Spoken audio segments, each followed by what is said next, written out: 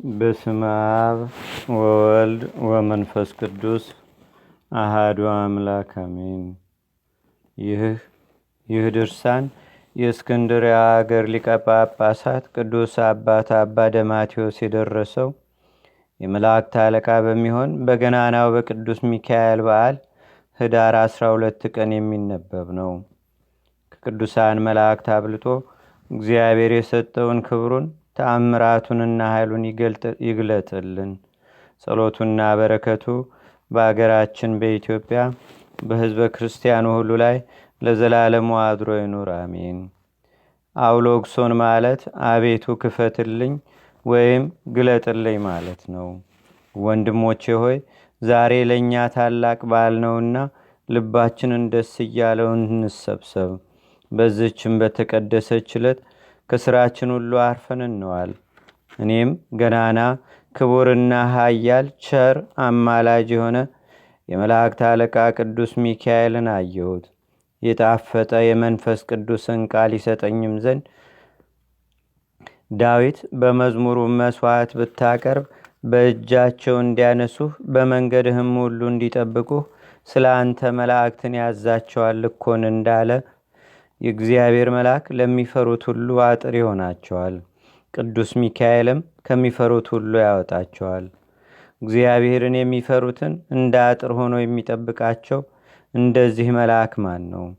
በእርሱ የሚያምኑትንስ ከጭንቅ የሚያወጣቸው ማን ነው? ይህ ቅዱስ ሚካኤል አይደለምን? በዚህች ዕለት ከእግዚአብሔር ይቅርታን ያገኙ ዘንድ ይለምንላቸዋል። ወደ እግዚአብሔር ይጸልይላቸዋል። በሕይወት ጎዳናም ይመራቸዋል፣ ያንጻቸዋል፣ ያከብራቸዋልም።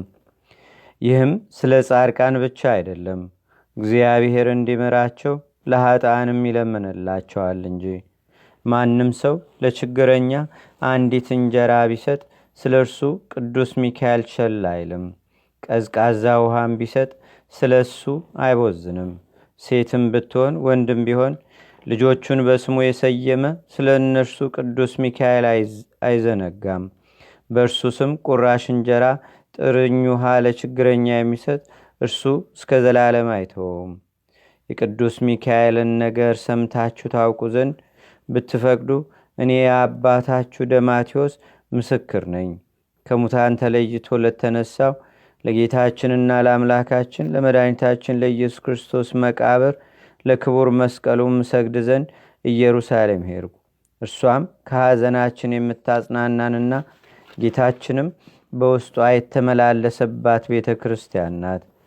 ደቀ መዝሙሩ የሚሆን ወደ ወንጌላዊው ቅዱስ ዮሐንስ እናት ወደ ማርያም ቤት ገብቼ ወንጌላዊ ዮሐንስ የጻፈውን መጽሐፍ አገኘውና ተመለከትኩ። መጽሐፉም ንባብ የሚረዳንና የሚያጽናናን ይህ ነው የሚል ነበር። ሰማዕትና ወንጌላዊ የሚሆን ዮሐንስ እንዳለውም ደስ የሚያሰኝ ነገር አገኘው። እኔም በገባሁ ጊዜ የእግዚአብሔር መልአክ ከኔ ጋር ይሄድ ነበር። እርሱም በሰማይ ያለውን ታምራትና ብዙም የኩነኔ ቦታ አሳየኝ። ከዚያም አውጥቶ ወሰደኝና ይህን ፈጽሞ የሚያስደነግጥ ታላቅ የኩነኔ ቦታ እያለኝ። ይኸውም ቦታ ከታችኞቹ አዘግቶች እጅግ የጠለቀና የሰፋ ነበር። እንደ ብዙ ጅረትም ፏፏቴ ድምፅ ያለ ታላቅ ጮኸት ሰማው። አብሮኝ የሚሄደውን መልአክ ጌታዬ፣ ይህ እኔ የማየው ነገር ታላቅ ጢስም ከእርሱ የሚወጣ ከ300 ሚሊዮን ሜትር በላይ የሚሆን ይህ ምንድን ነው? ንገረኝም አልኩት። እርሱ ግን በ300 ቀን የማይደርሱበት የእሳት ጉድጓድ ነበር። ዳግመኛም የእሳት አንበሶችና የእሳት እባቦች ከህንፋይ ይወጣሉ። ይኸውም የኩነኔ ቦታ ነው። ከአንሲትም ይኸውም የስቃይ ቦታ ነው።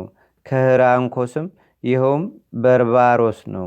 የማይጠፋ እሳት፣ የማያንቀላፉ ትሎችም ከዚያ አሉ። በብዙ ሚሊዮን የሚቆጠሩ የኃጥአን ነፍሳት ከዚያ ፈጽመው አይወጡም፣ መትተታቲት ይወርዳሉ እንጂ። አብሮኝ የሚሄደውን መልአክ የእግዚአብሔር ባለሟል ወዳጄ ዮሐንስ ሆይ ከሌላው ሁሉ የሚያስደነግጠውን ታላቁን ደይን ሲኦል አስተውላለኝ። እኔም ወደዚህ ደይን ውስጥ ለሚገቡት ለአጣን ሁሉ ወዮላቸው አልኩ።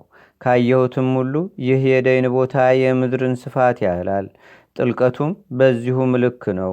ክፋት ያለበት ሁሉ ከእርሱ አይወጣም ብዬ እነግርሃለሁ አለኝ።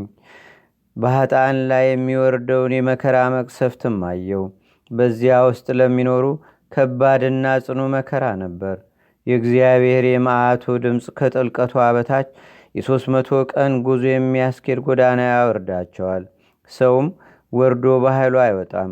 ኃጥአንም ሁሉ እጃቸውንና እግራቸውን ታስረው በውስጧ ናቸው። መንገዳቸውም ወደዚያው ነው። እኔ ዮሐንስም በእነርሱ ላይ የሚሆነውን ሁሉ ባየሁ ጊዜ ስለ ኃጥአን ኩነኔ ታላቅ ልቅሶን አለቀስኩ። ይህም መልአክ የእግዚአብሔር ቅን ወዳጅ ዮሐንስ ሆይ ስለዚህ ነገር አታልቅስ፣ የቅዱስ ሚካኤልን ሰማያዊ ክብሩንና ልዕልናውንም እያየህ ዛሬ ደስ የምትሰኝበት ነገር አለና አለኝ። እንዲህ እያለ ሲነግረኝ ቅዱስ ሚካኤል በራሱ ላይ የክብር አክሊል ተቀዳጅቶ ከሰማይ መጣ። በፊቱ መላእክትና ጻድቃን እያመሰገኑ ነቢያትም፣ ሐዋርያትም፣ ጳጳሳትም፣ ሰማዕታትም ሁሉ ከእርሱ ጋር አብረው ይሄዳሉ። ለማየት የማይቻል የክብር ልብስም ለብሷል። በእጃቸውም ዕፀ መስቀልና ዘንባባ ይዘው እያመሰገኑ በኩነኔ ቦታ ወዳሉት ሰዎች እስኪወርድ ድረስ በፊቱ ይዘምራሉ። ቅዱስ ሚካኤልም ወደ ሲኦል በወረደ ጊዜ መልተው የነበሩ እሳትና ጢስ ጠፉ። በኩነኔውም ቦታ ያሉ አራዊት ሁሉ ጭጭ አሉ። በዚያች ሰዓት ይህንን አየው። በዚያው ጊዜ ክቡርና ታላቅ ባለ ግርማ የሆነ ቅዱስ ሚካኤል የቀኝ ክንፉን ወደ ጥልቁ ደይን ላከው። ከዚያም ስፍር ቁጥር የሌላቸው ነፍሳት በቀኝ ክንፉ ከዳር እስከ ዳር መልቶ አወጣ። ከኩነኔው ቦታ ያወጣቸውም ነፍሳት 12ቱን አውራጃ መላው። ይህችውም ኤዶም የተባለች ገነት ናት። ዳግመኛም ኃያል ቅዱስ ሚካኤል የግራ ክንፉን አውርዶ ከቀድሞ ይልቅ የሚበዙትን አወጣ። እሳታውያን ኪሩቤልና ሱራፌል፣ ገዳማውያን ጻድቃን፣ ከሰማይ አብረው የመጡት ሁሉ የእግዚአብሔርን ምሕረት የተመላ ክንፉን ሶስተኛው ጊዜ ያወርድ ዘንድ ይህንኑ መልአክ ለመኑት። ዓይናቸው ብዙ የሚሆን በኪሩቤልና በሱራፌል ላይ አድሮ የሚኖር የገዢዎች ገዢ የነገስታት ንጉሥ ከሚሆን ከእግዚአብሔር ዘንድ ለሰው ልጆች ምሕረትን ከሚለምን ከተወደደና ከከበረ ከቅዱስ ሚካኤል በቀር ማንም ማን ቆጥሮ የማይደርስባቸውና ቁጥራቸው የማይታወቀውን ሶስተኛ ጊዜ አወጣ። ከዚያ የሐዘንና የመከራ ቦታ ከሆነ ከሚያስፈራው ከደይን ከሲኦል የወጡት ስፍር ቁጥር ያልነበራቸውን ጻድቃንም መላእክት ወስደው ኃጢአትን በሚያሰርይ አበሳን በሚያነጻ በሕይወት ውሃ እጠቧቸው አጠመቋቸውም። በፍጹም ደስታም ቅባ ቅዱስን ቀብተው የትጉሃን መላእክት አለቃ የሚሆን ወደ ቅዱስ ሚካኤል አመጧቸው። ያን ጊዜም የሰማያውያን መላእክት አለቃ የሚሆን ቅዱስ ሚካኤል ሁሉን ወስዶ ከእግዚአብሔር ፊት አቀረባቸውና በቅዱስ ሚካኤል ጸሎት ምሕረት ላደረገላቸው ፈጣሪ ሰግደው አመሰገኑ። እንሆ በዚያች ዕለትና በዚያች ሰዓት ከአብ መጋረጃ ውስጥ እንዲህ የሚል ቃል መጣ። የምክርያ አበጋዝ በሆነ በቅዱስ ሚካኤል ጸሎት በእናቴ በቅድስት ድንግል ማርያም አማላጅነት በጻድቃንና በቅዱሳን ሰማዕታት ሁሉ ልመና የአባቴን ፍቃድ ከፈጸሙ ጋር በምድር ያሉ ኃጥአን ሁሉ ይድናሉ፣ ወደ ዘላለም ሕይወትም ይገባሉ። በዚያን ጊዜም የመላእክት አለቃ ቅዱስ ሚካኤል ወስዶ ገነት አገባቸው። እኔ ዮሐንስም ከአብ ከወልድ ከመንፈስ ቅዱስ ጋር መጋረጃ ውስጥ ይህን ቃል ሲወጣ ባየው ጊዜ ስለ እግዚአብሔር ቸርነት በጣም ደስ ተሰኘው። በቅዱስ ሚካኤል ልመና ስለተደረገውም ቸርነት ሁሉ አብ ወልድ መንፈስ ቅዱስን ፈጽሜ አመሰገንኩ። ባልደረባ የተሰጠኝ ያም መልአክ የእግዚአብሔር ባለመዋል ዮሐንስ ሆይ የቅዱስ ሚካኤል የበዓሉ ቀን ዛሬ የተለየ እንደሆነ እወቅ። ይኸውም የመጀመሪያው በዓሉ ሰኔ 12 ቀን፣ ሁለተኛው በዓሉ ህዳር 12 ቀን እንደሆነም ተረዳ አለኝ። በዚሁም ዕለት እግዚአብሔር በሰማይ ካሉ ሁሉ በዚሁም ዕለት እግዚአብሔር በሰማይ ካሉ ሁሉ በላይ አድርጎ ሾመው። ስለ ትሕትናውና ስለ መታዘዙ ጌታውን የካደና የበጎ ሥራ ጠላት የሆነ ሰይጣንንም ድል ይነሳ ዘንድ ሥልጣን ሰጠው። ወደ ሰማይ ባረገ ጊዜ በመጀመሪያው ነጋሪት ድምፅ ሹመትን እንደሰጠ ሁሉ ዳግመኛም ሙታን በሚነሱበት ጊዜ የማያልቅ ክብር ይሰጠዋል።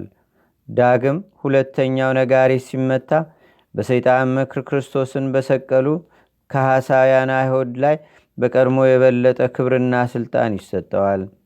ክርስቶስንም ከሙታን ተለይቶ አልተነሳም የሚሉትን አመፀኞች ሁሉ ምድር አፏን ከፍታ ትውጣቸዋለች። ዳግመኛም ትንሣኤ ሙታንን ፈጽሞ የማያምኑትን ቅዱስ ሚካኤል በዝንጎች ማኅተም አትሞ ወደ ሲኦል ያወርዳቸዋል። የዲያብሎስም ወገኖች ክርስቶስ ከመቃብር በመነሳቱ እያዘኑ ወደ ሲኦል ተቆለቆሉ። እርሱም በአሸናፊው በእግዚአብሔር ኃይል ብርያልን አሰረው፣ ዲያብሎስን ድል አደረገው። ትንሣኤ ሙታንን የሚያምኑ በጥምቀት የተወለዱ ጻድቃንን ግን ወደ ገነት ያገባቸዋል። አብም ከልጁ ከክርስቶስ ጋር ወዳለበት ያሳርጋቸዋል። ስለ እነርሱም ደስ ይለዋል። ለቅዱስ ሚካኤልም በሙታንና በሕያዋን ላይ ሥልጣን ይሰጠዋል። ይህችውም የእርሱ ገንዘቡ የምትሆን ናት። እርሱም ቅድመ ዓለም የነበረ እግዚአብሔር አብ ልጁ ኢየሱስ ክርስቶስ የባሕርይ ሕይወቱ መንፈስ ቅዱስም በማይመረመርና ሊነገር በማይቻል በታላቅ ክብር ቅዱስ ሚካኤልን የመረጠው እርሱ ነው። በሰማይ ካሉ ሁሉ በላይ ከቀድሞ የበለጠ ማዕረግ ሰጥቶ አከበረው። በዓመቱ በኅዳር 12 ቀን ድንቅ ድንቅ ታምራትን ያደርግ ዘንድ ሥልጣንም ሰጠው። በጌትነቱ ዙፋን የተቀመጠ በኪሩቤልና በሱራፌል ላይም አድሮ የሚኖር ቅዱስ ሚካኤልን በሁሉ ዘንድ የሚልከው እያንዳንዳቸው ከእነርሱ በየማዕረጋቸው በየክብራቸው ከአብ መጋረጃ ውጭ ከሚቆሙት ሁሉ በላይ ከፍ ከፍ አድርጎ መረጠው። ቅዱስ ሚካኤልም ከአብ መጋረጃ ውስጥ በወጣ ጊዜ በሰማይ ያሉ ሁሉ በየወገናቸው ከቀደመ ሰው ከአዳም ጀምረው ያገለገሉት ጻድቃንና ሰማዕታትም ሁሉ ተባብረው አገኛቸው። በየወገናቸው ሁሉም ተሰብስበው በማኅበር ይዘምራሉ፣ ያመሰግናሉ። የእግዚአብሔር ባለሟል ዮሐንስ ሆይ ዓይንህ እንደሚያየው በቅዱስ ሚካኤል አጠገብ ከጌታ በሚገኝ ፍጹም ደስታ ይኖራሉ። ከእንግዲህም የኩነኔ በሮችና የሚያስፈራ ጥልቅ ጉድጓድም ይከፈታል። ነፍስም ሁሉ በእግዚአብሔር ቸርነት ወደ አንድ ቦታ ይሰበሰባል። ይህችውም ኤዶም ገነት ናት። ዳግመኛም በበዓሉ ቀን ቅዱስ ሚካኤል ይመጣና የክብር ባለቤት በሆነ በእግዚአብሔር ፈቃድ ክንፎቹን ወደ ሲኦል ያወርዳል። ኃጥአንንም ወደ አዲሱ ምድር ያወጣቸዋል። ይኸውም የመላእክት አለቃ የሚሆን የቅዱስ ሚካኤል ሰራዊት ይሆናሉ። ይቅርታ የተደረገላቸውና ምሕረት አግኝተው በአንድ ጊዜ በክንፉ ያወጣቸው ስፍር ቁጥር የሌላቸው እልፍ አእላፋት ናቸው። የቅድስት ትንሣኤው መታሰቢያ በሆነች በከበረች ስለ ሰንበተ ክርስቲያን ለችግረኞችና ለድሆች የመጸወቱ ከሲኦል ያወጣቸው የኃጥአን ነፍሳትም እጅግ ብዙ ናቸው። ብዙም ቢሆን ጥቂትም ወይም አንድ እንጀራም ቢሆን ግማሽ እንዲሁም አንድ ጽዋ ቀዝቃዛ ውሃም እንኳን ቢሆን በዚህች በከበረች ሰንበተ ክርስቲያን ዕለት ለድሃ የሰጠ እግዚአብሔር እንዲምራቸው መንግሥተ ሰማያትንም እንዲያወርሳቸው ከሰይጣንም መከራ ከጥፋቱም ሁሉ ጠብቆ እንዲያድናቸው አዎን እውነት እልሃለሁ። ሁለተኛ በዚህች በቅድስት ሰንበተ ክርስቲያን ጸሎት ቤታቸው ልጆቻቸውም ገንዘባቸውም ይባረክላቸዋል። ዳግመኛ በቅዱስ ሚካኤልና በቅዱስ ገብርኤል ስም ለችግረኞችና ድሆች የሰጠ ቢኖር በ24ቱም ካህናተ ሰማይ ስም በአራቱ እንስሳም ስም አምላክን በወለደች በእግዝእትነ ማርያም ስም በጻድቃንና በሰማዕታትም ስም ስለ ክርስቶስ ስም በተገደሉ በቅዱሳንም ሁሉ ስም የሰጡትን ሁሉ በአምላኩ በእግዚአብሔር ኃይል ቅዱስ ሚካኤል ያወጣቸዋል። ለተራቡና ለችግረኞች በቅዱስ ሚካኤል ስም አንድ እንጀራስ እንኳን ቢሰጡ ወደ ሲኦል እንዳይጥሏቸው ይለምንላቸዋል። ይቅርታንና ምሕረትን ያገኙ ዘንድ ኃጢአታቸውም ይሰረይላቸው ዘንድ ወደ ጌታችን ወደ መድኃኒታችን ኢየሱስ ክርስቶስ ይወስዳቸዋል። ክርስቲያንም ወይም አረማዊም ቢሆን ወደ እግዚአብሔር ከሚለምኑ ከአይሁድም ወገን ቢሆን በቅዱስ ሚካኤል ስም ደግ ሥራ የሠራ ሁሉ የእግዚአብሔር ልጅ መሐሪው ይቅር ባዩ ክርስቶስ አይጥለውም። ከዚህም በኋላ ሰማይና ምድር ይነዋወጣሉ። ጻድቃንና ሰማዕታትም ሁሉ ወደ እግዚአብሔር አብና ወደ ቅዱስ ሚካኤል ይለምናሉ።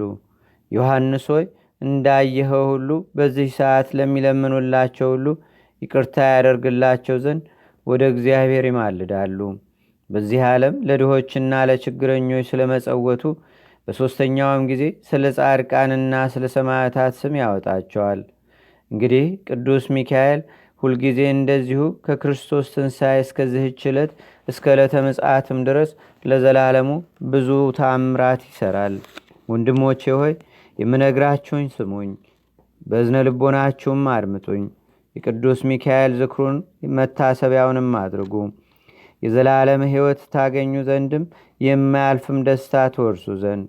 ቅዱስ ሚካኤልም በየዓመቱ በኅዳር 12 ቀን እንዲህ እያደረገ አይተዋቸውም።